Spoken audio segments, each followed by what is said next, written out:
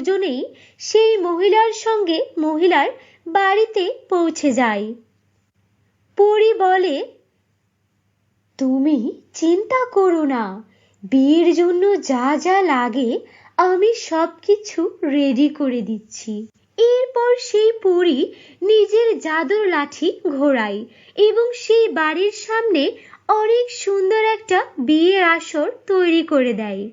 তুমি তোমার মেয়েকে বাইরে ডাকো, আমি আমার জাদু শক্তি দ্বারা ওকে বিয়ের সাজ করে দেব এবং অনেক গহনা দিব।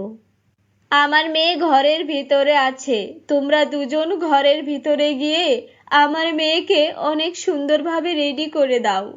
এমনটা শোনার পর তারা দুই পরী বোন সেই ঘরের মধ্যে যায়। কিন্তু ঘরের মধ্যে যেতে না যেতেই হঠাৎ করে তাদের উপরে অনেক বড় একটা খাঁচা এসে পড়ে, আর সঙ্গে সঙ্গে তাদের শরীর একটা দড়ি দিয়ে বাঁধা পড়ে যায়। কিছুক্ষণ পর সেই মহিলা আসে আর চোখের পলকে তার রূপ পরিবর্তন হয়ে যায়। সে খুব ভয়ঙ্কর একটা জাদুকর্ণীর রূপ নেয়। মনে আছে তোমাদের কয়েক মাস আগে আমার মনে আছে তোমরা কয়েকদিন আগে আমার মেয়েকে আগুনে পুড়িয়ে মেরেছিলে, এর কারণে আমি তোমাদেরকে এখানে নিয়ে এসেছি। এখন তোমাদের দুজনকে মেরে আমি আমার মেয়ের মৃত্যুর প্রতিশোধ নেব। আচ্ছা, তুই চম্পা জাদুকর্ণীর মা, তাই তো?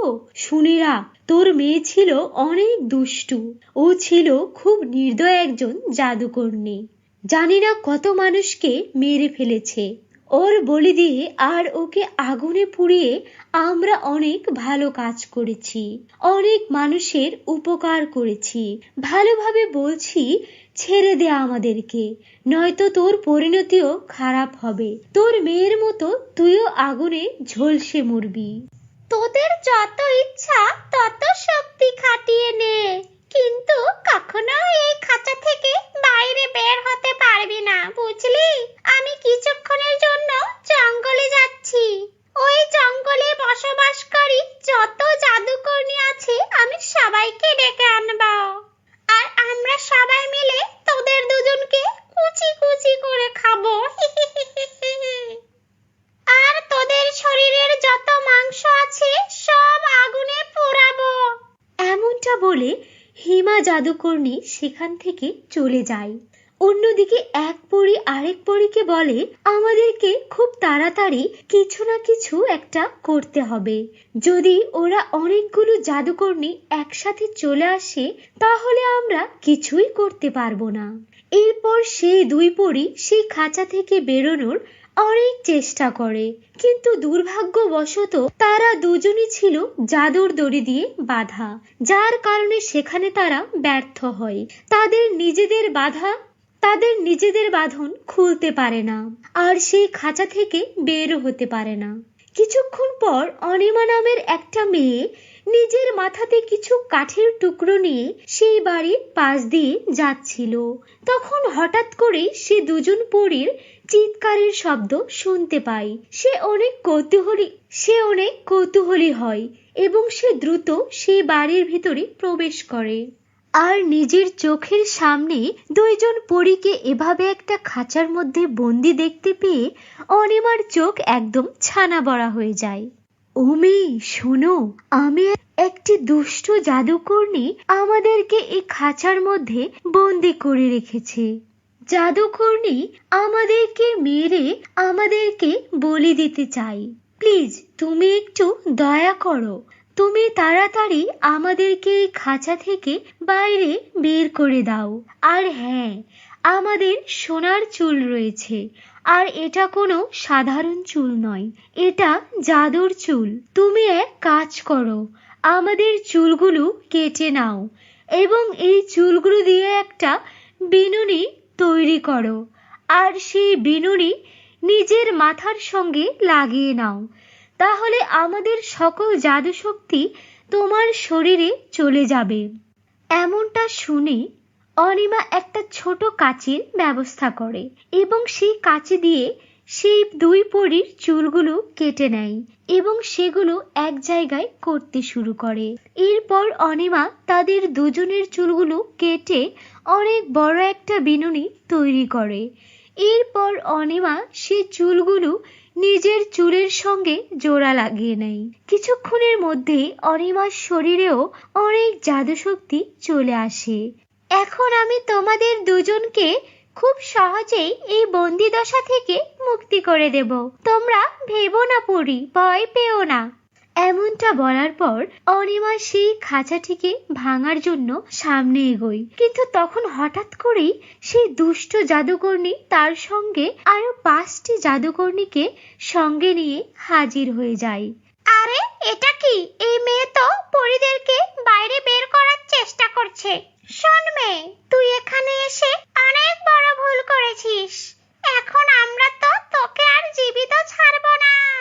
চলো সবাই, চলো সবাই মিলে মেয়েটাকে মেরে ফেলবো। হঠাৎ করে সেই মেয়েটি অর্থাৎ অনিমা তার জাদুর চুল থেকে কিছুটা চুল ছিঁড়ে নেয় এবং সেগুলো সে সেই জাদুকরী এবং তার সঙ্গীদের উপরে ফেলে দেয়। আর এরপরের মুহূর্তেই সেই জাদু চুলের শক্তিতে সে সকল জাদুকর্ণীদের আকৃতি অনেক ছোট হয়ে যায়। আরে এ তো দেখছি এই মেয়েটা তো আমাদের থেকেও অনেক বড় জাদুকর্ণী। এক মুহূর্তে আমাদের শরীর এতটা ছোট করে দিল। আমাদেরকে দেখতে খুব বেটে লাগছে। হিমা, তুই আমাদেরকে এই বিপদের মুখে ফেলে দিলি। হ্যাঁ রে, তুই ঠিক বলেছিস। এই হিমার কথা মেনে নেওয়া আমাদের একদমই উচিত হয়নি। আরে চল চল, সবাই কি দেখছিস? এখান থেকে তাড়াতাড়ি পালিয়ে চল, নয়তো মেয়েটা আমাদেরকে জালে মেরে ফেলবে। কিন্তু ঠিক তখনই অনিমা সেই জাদুকর্ণী এবং তার সঙ্গীদেরকে ধরে নেয় আর তাদের হাত ধরে এক একটা হাত সেই বাড়ির বাইরে একটা গাছের সাথে বেঁধে তাদেরকে সেই গাছের সঙ্গে ঝুলিয়ে দেয়। এরপর অনিমা নিজের জাদু শক্তির দ্বারা সেখানে অনেক বড় একটা মশাল হাজির করে এবং সেই মশালের সাহায্য সে সেই সকল জাদুকর্ণীর গায়ে আগুন জ্বালিয়ে দেয়। আর দেখতে দেখতেই সকল জাদুকর্ণীরা পুড়ে একদম ছাই হয়ে যায়, তাদের অস্তিত্ব বলে আর কিছুই থাকে না। এরপর অনিমা সেই বন্দি দশা থেকে দুই পরীকে মুক্তি করে। তাদের কারণে, তোমার কারণে আমাদের দুই বোনের জীবন বেঁচেছে। এর কারণে এই জাদুর বিনুনিটা তুমি উপহার স্বরূপ আমাদের পক্ষ থেকে তোমার কাছে রেখে দাও, আর আমাদের মাথাতে আবার নতুন চুল গজিয়ে যাবে। এরপর তাড়াতাড়ি পরিবন আবারও পরিলোকে ফিরে যায়। অন্যদিকে জাদুর সেই বিনুনি পাওয়ার কারণে অনিমার জীবন পুরোপুরিভাবে পরিবর্তন হয়ে যায় এবং সে শুধু নিজের একার জন্য সেই জাদু শক্তির ব্যবহার করেনি, সে নিজের জন্য এবং সকল অসহায় মানুষের জন্য সেই জাদু শক্তির ব্যবহার করেছে। এরপর অনিমা বড়লোক হয়ে যায় এবং হাসি খুশিতে নিজের জীবন কাটায়। তো বন্ধুরা, কেমন লাগলো তোমাদের আজকের এই গল্পটি? কমেন্ট করে জানিয়ে দিও। ভালো লাগলে লাইক করে দিও। আর তোমরা যদি আমাদের চ্যানেলে নতুন হয়ে থাকো, আমাদের চ্যানেলটিকে সাবস্ক্রাইব করে বেল আইকন অন করে দিও। ধন্যবাদ। মিতু ওর বাসায় যায় আর ওর ভাইকে বলে, ভাইয়া ভাইয়া, আমাদের স্কুলে একটা নাচের প্রতিযোগিতা আছে। আমি সেই প্রতিযোগিতায় নাম লেখাতে চাই, কিন্তু আমাদের ক্লাসে যে রূপসা আছে ও নাকি প্রতিযোগিতায় অংশ নেবে। আর হ্যাঁ, সত্যি অনেক ভালো নাচে। ও নাচলে তো আমি প্রতিযোগিতায় জিততেই পারবো না। তুমি একটা কাজ করো, তোমার বন্ধুদেরকে সাথে নিয়ে রাস্তায় রূপসাকে আটকে ওর পাটা ভেঙে দাও, যেন ও একদমই নাচতে না পারে। আচ্ছা বোন, কোনো ব্যাপার নয়। তুই তো জানিস আমার বন্ধুরা মারামারিতে অনেক এক্সপার্ট। এই রূপসার পা আমরা আজই ভেঙে দেব। মিতু অনেক খুশি হয়। তারপর মিতুর ভাই যখন ওদের ক্লাস শেষ হয় রাস্তায় অপেক্ষা করতে থাকে, সে শতরূপা ও রূপসার আসার পথে রূপসাকে পথ আটকায়। তারপর রূপসার পায়ে একটা লাঠি দিয়ে অনেক জোরে আঘাত করে, যার কারণে রূপসার পা ভেঙে যায় আর অনেক রক্ত পড়তে শুরু করে। শতরূপা অনেক থামানোর চেষ্টা করে, কিন্তু ওরা কারো কথাই শোনে না। এভাবে রূপসার পা ভেঙে দিয়ে মিতুর ভাই সেখান থেকে চলে যায়। এরপর শতরূপা তাড়াতাড়ি করে রূপসাকে হাসপাতালে ভর্তি করে। রূপসা ছিল অনাথ মেয়ে। রূপসার বাবা মা কেউ ছিল না। রূপসা ওর বুড়ো দাদির সঙ্গে বাস করত। এই খবর পেয়ে ওই বৃদ্ধ দাদি চলে আসে। আরে আমার নাতনিটার এই অবস্থা কি করে হলো? এবার এই পা নিয়ে মেয়েটা কি করবে? দাদি, আমি অনেক চেষ্টা করেছি রূপসাকে বাঁচানোর, কিন্তু কোথা থেকে কতগুলো ছেলে এসে রূপসার পা ভেঙে দিয়ে গেছে। আমি ওকে বাঁচাতে পারিনি। কি আর করবে, মেয়েটারও পুরা কপাল, বাবা মা কেউ নেই। আমি মানুষের বাড়িতে কাজ করে আমাদের সংসার চালাই। এই পা ভাঙা মেয়েকে আমি এখন কিভাবে দেখে রাখবো? দিদি, আপনি চিন্তা করবেন না, আমি আমার মামা বাড়িতে কথা বলে ওর চিকিৎসার ব্যবস্থা করব। এরপর শতরূপা ওর বাসায় চলে আসে আর ওর মাকে রূপসার সম্পর্কে সবকিছু খুলে বলে। মা, জানো আমার বান্ধবী রূপসাকে কতগুলো ছেলে এসে ওর পা ভেঙে দিয়ে গেছে। এখন রূপসা বেচারি তো উঠে দাঁড়াতেও পারে না। ওর চিকিৎসার জন্য কিছু টাকার প্রয়োজন। তুমি মামাদের বলো না কিছু টাকা দিতে, যেন ওর চিকিৎসাটা হয়ে যায়। ঠিক আছে, আমি তোর মামাকে বলবো যেন রূপসার চিকিৎসার জন্য টাকা দিয়ে দেয়। কিন্তু মা, চিকিৎসা হলেও তো ওর সামনে একটা প্রতিযোগিতা আছে, নাচের প্রতিযোগিতা। তুমি তো জানো ওদের পরিবারের অবস্থা কত খারাপ।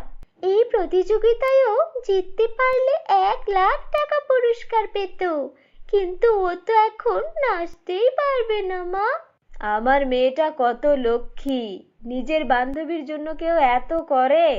আর তুমিও তো ভালো নাচ করতে পারো, তুমি প্রতিযোগিতায় অংশ নিচ্ছ না কেন? না মা, রূপসাদের টাকার খুব প্রয়োজন।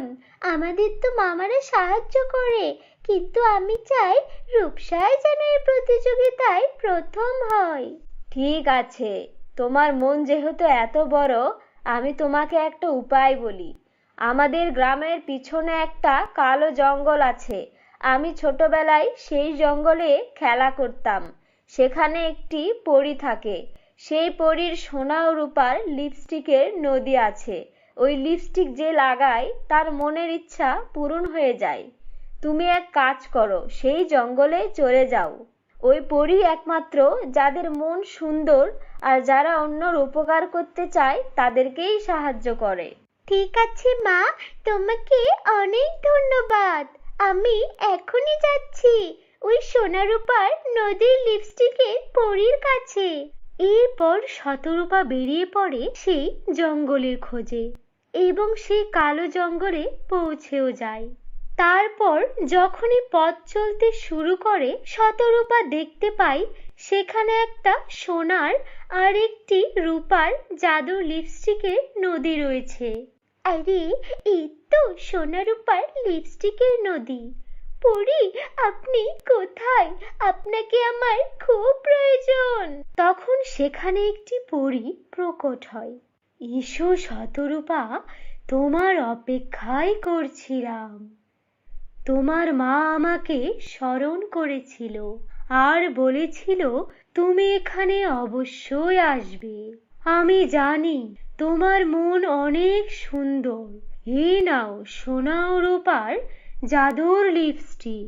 এই লিপস্টিক তুমি তোমার ঠোঁটে পরে তোমার যা মনের ইচ্ছা তাই বলো।